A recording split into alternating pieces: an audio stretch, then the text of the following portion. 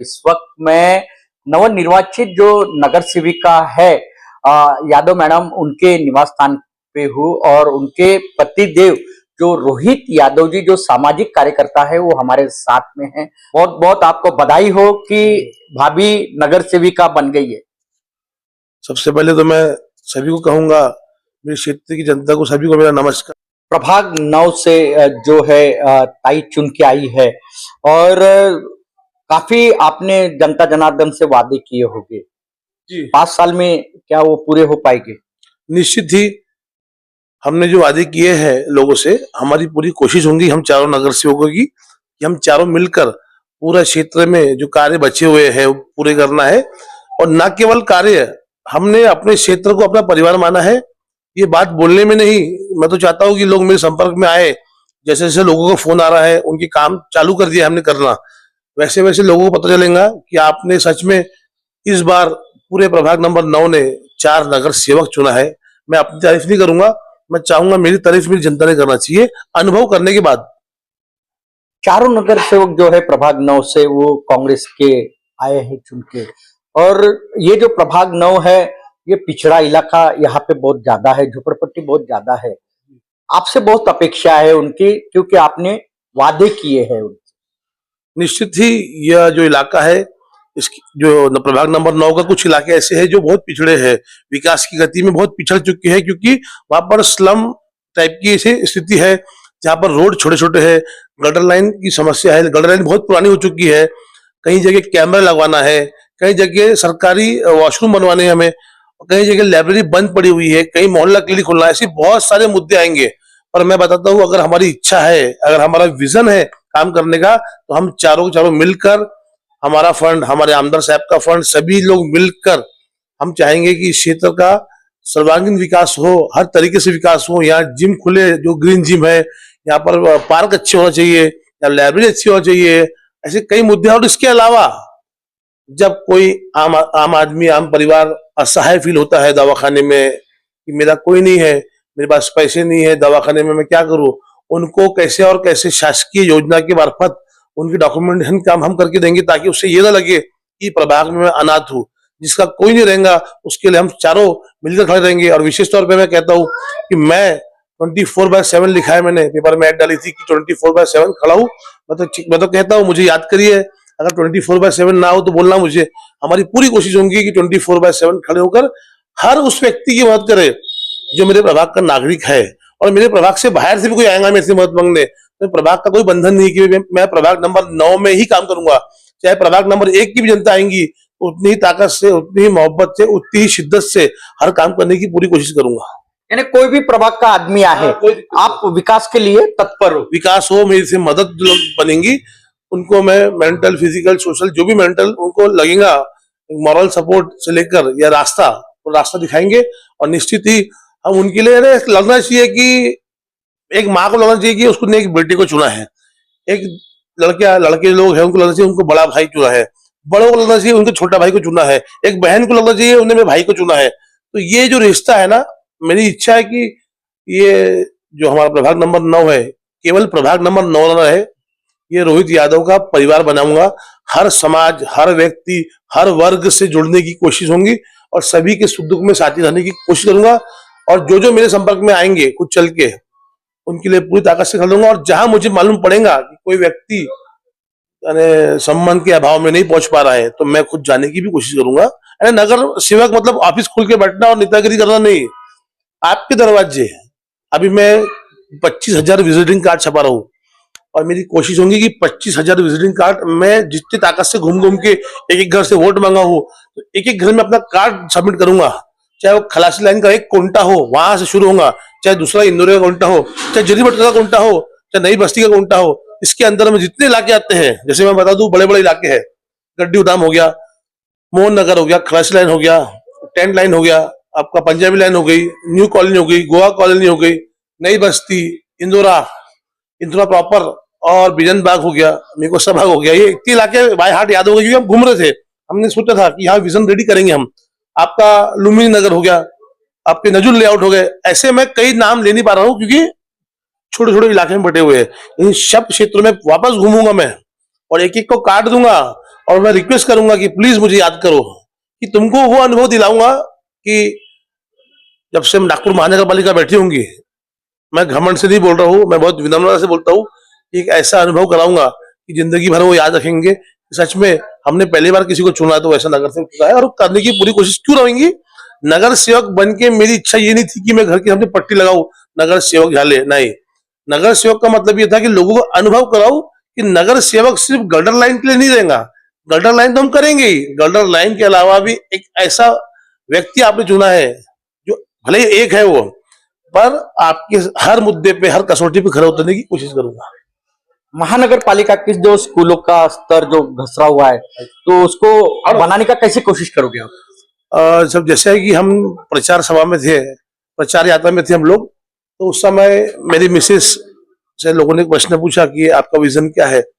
आप मानोगे नहीं, मेरे से बिना पूछे, और उन्होंने जो लोगों से मिला, बातचीत किया, लोगों का अनुभव देखा, तो उनका अनुभव ये था कि मुझे कहा मेरी वाइफ ने कि यहाँ सरकारी स्कूल की कमी है और लोग चाहते हैं सरकारी स्कूल में बच्चों को भेजना, लेकिन सुविधा का अभाव, स्कूल की जो स्ट्रक्चर बराबर ओके नहीं था और वहां पे सुविधा नहीं थी कुछ भी। तो बोले हम चुन के आएंगे तो हम चारों मिलकर, चुन के आने के पहले की बात बता रहा हूं, हम चारों मिलकर एक प्लानिंग करेंगे और एक सरकारी स्कूल, मोहल्ला क्लिनिक, ये बहुत अति आवश्यक है। मैं बता दूं आपको, अगर नागपुर महानगर पालिका अपने स्कूल सुधार देना अगर, तो बहुत बड़ी राहत एजुकेशन को हम दे सकते हैं। और हमारा एनुअल बजट 5,500 करोड़ का बजट है हमारा महानगर पालिका का, 5400-5500, शायद बड़ा होगा अभी, इतना बड़ा बजट हमारा है, तो क्यों नहीं हम स्कूल नहीं बना सकते? हाँ बना सकते ना। और साफ सफाई की मुद्दा है, कई जगह पे रोज सफाई होती है, मैं देख रहा हूँ कई इलाके ऐसे हैं जहाँ भेदभाव है, रोज सफाई होंगी, सुबह से शाम तक दिखेगा चकाचक। और कई इलाके ऐसे आपने छोड़ दिया हो कि वहाँ कोई फोन नहीं करता, यहाँ कोई रिप्रेजेंटेटिव नहीं है, आप ऐसा नहीं होगा। जितनी सफाई रईसों के घर के पास होंगी ना, उतनी ही गरीबों के घर के पास भी होंगी। ये जो भेदभाव था, जो ये था, बोलते क्या कहते हैं उसको, एक औरा था कि नहीं बड़े लोगों की घर की बात सफाई होंगी, गरीब हो नहीं। आज नागपुर महानगर पालिका के सभी टैक्स पेयर है, चाहे अमीर हो या गरीब हो, लोकतांत्रिक पद्धति से हम संविधान को मानने वाले लोग हैं। डॉक्टर बाबा साहब की ओरिजिनल अनुयायी है मैं, रोहित यादव। मेरा जन्म यादव परिवार में हुआ, गर्व से कहता हूं मैं कि मेरे को उस माँ बाप ने जन्म दिया, जिस माँ बाप जो नॉन पॉलिटिकल होकर भी उन्होंने मुझे दिमाग में ये डाली उस जमाने से, जब हमको पॉलिटिक्स का जीरो नहीं समझता था, कि बहुजन हिताय और बहुजन सिखाए। आप मेरे घर में आएंगे, मेरी माँ से कभी भी अकेले में आके इंटरव्यू ले लीजिए, मेरे छोटे छोटे बच्चे अभी छोटे छोटे, आप उनसे इंटरव्यू ले लेना, कभी मेरे आसपास की सराउंडिंग लोगों से लेना कि रोहित यादव की सोच कैसी है। मुझे गर्व है कि मैं उस परिवार का वंश हूँ जिस परिवार ने जातिवाद न सिखाया, और उन्होंने बाबा साहेब अम्बेडकर के विचारों को सिर्फ फोटो में नहीं, उन्होंने दिल से धरातल पे उतारा है। और परिणाम स्वरूप इतनी मोहब्बत जो मुझे प्रभाग नंबर 9 में मिली, वो मेरी आइडियोलॉजी की मोहब्बत थी। और इस आइडियोलॉजी को मैं एक नगर सेवक बन के नहीं आऊंगा, ध्यान रखना। ये रोहित यादव इस इंदौरा, बेजन बाग, मेकोसा बाग, गड्डी उदाम, मोहन नगर की धरती से बोलता है कि ये रोहित यादव समाज में वो मैसेज देगा कि नागपुर नहीं, इंटरनेशनल लेवल पे दिखाऊंगा एक रोहित यादव तब डॉक्टर बाबा साहब अम्बेडकर अनुयायी होकर समाज को एक सूत्र में बांधकर और अन्याय के खिलाफ लड़ता है। तो क्यों नहीं ओबीसी वर्ग के बाकी ओबीसी समाज जो सोए हुए हैं, मैं पूरे ओबीसी को कहता हूं कि जब रोहित यादव जाग सकता है तो बाकी ओबीसी क्यों नहीं। जिस दिन हमारा ओबीसी जाग जाएगा, जितने भी ये मनुवादी लोग हैं, जितने भी लोग हैं, जातिवादी लोग हैं, इनका खात्मा करूंगा। मैं नगर सेवक के प्लेटफॉर्म से बात कर रहा हूं, मैं भले ही लोगों ने नगर सेवक चुन के दिया है, मैं मानवतावादी हूं, मैं संविधान प्रेमी हूं, मुझे गर्व है, मैं अम्बेडकरवादी हूं, डंकी की चोट पे हूं, मुझे राजनीति से कोई मतलब नहीं है। और यही अम्बेडकरवादी कल अगर एक सूत्र में, एक अपने बोलते हैं अपना माले में अगर पूरी मोती न चला के दिखाऊंगा तो मेरा नाम रोहित नहीं, और ऐसा मोती चलाऊंगा तो हर रंग हर कलर के मोती होंगे, पर सब मोती का आधार एक होगा, संविधान। संवैधानिक पद्धति से पूरे शहर में सभी को जोड़ेंगे और एक मैसेज देंगे कि जब रोहित यादव ओबीसी घर से जन्मा बच्चा बाबा साहब को पढ़ने के बाद, मानने के बाद ऐसी बातें करता है, और धरातल पे उसी के मार्फत मैं स्कूल बनवाऊंगा, उसी के मार्फत मैं दवाखाने बनवाऊंगा, ताकि हमारा पूरा Bahujan Samaj, SC ST OBC सब वर्ग के लिए मैं दवाखाने बनाऊंगा। ये किसकी देन देंगी? डॉक्टर बाबा साहब की देन है। संवैधानिक प्रेमी हूं और मैसेज तो दूंगा मैं, साल भर लगेगा, 2 साल लगेगा, एक मैसेज दूंगा कि तुमने जो वोट देके रोहित यादव को ओबीसी में जिताया है, मेरी वाइफ को, वो व्यर्थ नहीं जाएगा। कि एक रोहित यादव, कई रोहित यादव, ऐसे कई रोहित यादव, कई रोहित को जन्म देगा, जिसकी सोच को मैं, जो हम चाहते ना, लड़ाई, आज लड़ाई चल रही है, नफरत की दुकान खुली हुई है, जात के आधार पर देखते हैं, लोग जात के नाम पे बांटते हैं, भाषा के नाम पे बांटते हैं। मैं बोलता हूँ, मैं प्रोफेसर लक्ष्मण यादव को फॉलो करता हूँ। मैं ललन सिंह यादव, आपको शायद जानकारी होंगी सर, डॉक्टर बाबा साहब अम्बेडकर उनके जो धर्म परिवर्तन जब कराया था उन्होंने, उसके बाद सबसे बड़ा कोई धर्म परिवर्तन जब हुआ था, याद है आपको? अपने ललन सिंह यादव जी ने किया था। तो उस समय की डिमांड थी वो। तो हम भी उनकी आइडियोलॉजी वाले हैं, हम भी उनको मानते हैं, हम सदम संभव वाले हैं। ये नगर सेवक का पद भले ही लोगों को छोटा लगता हूँ, पर मैसेज इतना बड़ा दूंगा। मैंने सच में एक ऐसे व्यक्ति पर भरोसा किया है जो हमारे विचारधारा का है और मानवतावादी है, और हम मिलकर अन्याय के खिलाफ लड़ेंगे। जब जब संविधान पे खतरा होगा, जब जब आरक्षण की विरोध में बात होंगी, तब तब, क्योंकि अगर आरक्षण नहीं होता तो इतनी बड़ी बातें कर रहा है रोहित यादव, ओबीसी महिला में मेरी बीबी चुनाव लड़ नहीं पाती थी। यादव इतनी डगर की बातें कर रहा है संविधान की, और ये तो अगर संविधान में ओबीसी को जगह नहीं मिलती तो बताओ कैसी मेरी मिसेस वहां से ओबीसी महिला में चुनाव लड़ती है। सीधी सीधी बात है, कोई चापलूसी वाली बात नहीं, कोई छुपाई बात नहीं, कोई राजनीतिक स्टंट नहीं है। लोगों को समझना पड़ेगा। और मेरा आह्वान है इस इंटरव्यू के माध्यम से कि ओबीसी समाज सबसे ज्यादा फायदा अगर आरक्षण में किसी को मिला है तो आप सभी को मिला है। SC ST को तो मिला ही मिला है, पर ओबीसी का भी भला बहुत बड़ी संख्या में हुआ है, चाहे कोई भी स्टेट बोलो या सेंट्रल में। तो मैं आज सभी से रिक्वेस्ट करूंगा कि संविधान को मानो। हर घर को बोलूंगा, आप हर धार्मिक ग्रंथ को पढ़ो, आप भागवत गीता भी पढ़ो, आप गुरु ग्रंथ साहिब भी पढ़ो, आप बाइबल भी पढ़ो, आप हर चीज पढ़ो, सब पढ़ो, पर एक हाथ में संविधान जरूर रखना। आपकी धार्मिक ग्रंथ, हमारे धार्मिक ग्रंथ, हमारी भगवत गीता हमें मन को शांति देंगी, हमको आध्यात्म से जोड़ेंगी, पर संविधान जो है हमको जीवन जीने की शैली सिखाएगा। जीवन में अपना मान सम्मान कैसे बढ़ाना, जीवन में अपने हक अधिकार के लिए कैसे लड़ना, ये कोई सिखाएगा आपको। अगर सर उठा के जिंदगी तो संविधान सिखाएगा। तो मैं सभी से रिक्वेस्ट करूंगा, सभी धर्मों से, कि एक हाथ में अपने धर्म ग्रंथ को रखो, मैं उसका भी आदर करता हूँ सभी के, और एक हाथ में संविधान रखने मत भूलना। जिस दिन तुमने एक हाथ में संविधान रख लिए और एक हाथ में धर्म ग्रंथ रख लिए, उस दिन कोई शक्ति आपको हरा नहीं सकती। ये मेरा अनुभव है, ये जो वाक्य है ये मेरा वाक्य है, और मैं उसी से यहाँ तक पहुंचा हूँ। और आपका सभी का आशीर्वाद रहेगा। मुझे पद की लालसा नहीं है, मुझे एक वो मैसेज देना है जो ललन सिंह यादव जी ने दिया, जो बड़े बड़े जो विचारक थे जिन्होंने समाज के विचार के लिए किया। आज मैं भी कई जो ऐसी संस्थाएं हैं, भले ही आइडियोलॉजिकल थोड़ा बहुत फर्क होगा, जैसे वामसेव हो गए, जैसे बड़े बड़े ऐसे विचारक है समाज में, जिन्होंने समाज की शुद्धि के लिए, समाज के अंदर जो शुद्धि बोलते कैसे, बुद्धि की शुद्धि, जो जातिवाद की धारा घींच दी है, इधर अपर लोअर, इन सबको एक साथ लाने का काम जिसने किया है, तो वो विचारधारक मैं बनूंगा।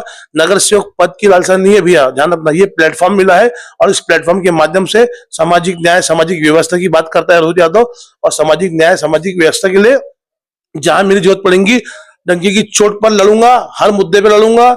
मेरी वाइफ को बोलकर मैं हाउस में भी लड़ाऊंगा, प्रश्न पूछाऊंगा, और हाउस की वाइफ मैं खुद खड़े होकर मेरी क्षेत्र की जनता के लिए पूरे तत्पर रहूंगा। हर मुद्दे पे बोलूंगा। मैं ये नहीं सोचना कि कौन सा मुद्दा, मुझे आप कोई मुद्दे पे बगला नहीं सकते हैं।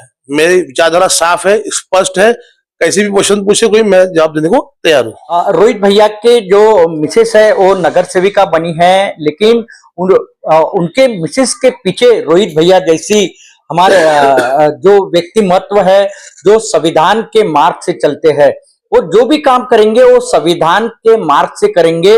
उन्होंने कहा एक हाथ में जो भी धर्म ग्रंथ है वो एक रखो और एक हाथ में संविधान रखो। संविधान अगर रखे आपने एक हाथ में तो आपका कभी भी भला हो सकता है। इसीलिए उनका एक ही कहना है कि आप सिर्फ और सिर्फ संविधान के मार्ग से चलो तो आप ऊंचे पद पे पहुंच सकोगे। आप देखते रहिए IBM TV9 news, mission Maharashtra news. हमारे चैनल को लाइक कीजिए, सब्सक्राइब कीजिए, आइकॉन बेल बटन दबाना ना भूले। धन्यवाद, नमस्कार।